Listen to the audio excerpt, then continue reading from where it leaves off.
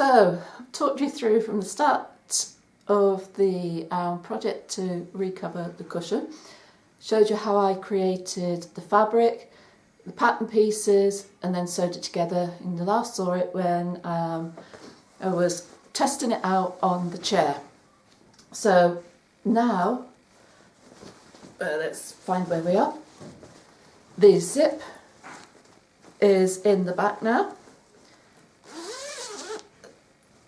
So the way it's stitched either side of that seam means that it's not going to get caught in it. There's no fabric loose anywhere to get caught in it. There's nothing worse than half zipping it up, especially on a tight cushion cover. It wasn't. I've added the bottom to the cover as well now, so it's complete. So I will take pictures of it when it's at home and on the cover. As I've been turning it through, I've got some ends to cut off here, but as I was turning it through, I ran my fingers along the seams just to make sure that it was all enclosed, particularly the corners. You don't want those coming apart, and so that's meant that I've been able to go back in and overstitch where I needed to before I took it back home.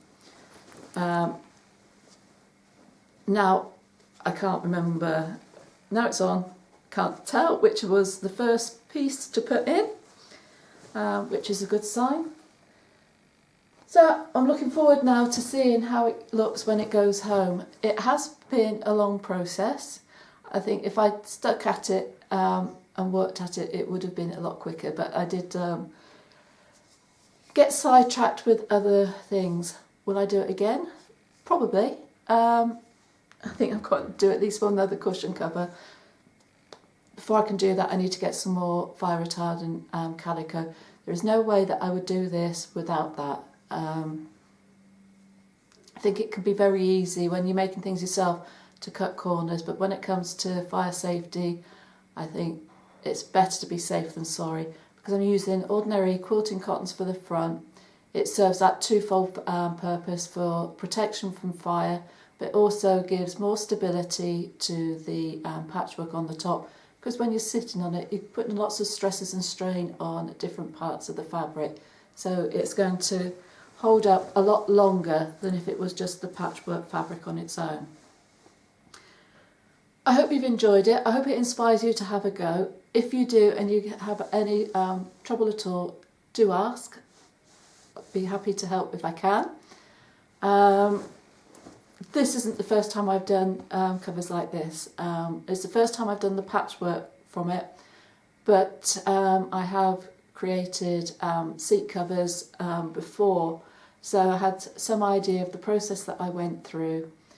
The fabric that I used last time was a lot sturdier than this, so a lot easier to cut and to manoeuvre because it was thick enough that it didn't move. It was like a cord.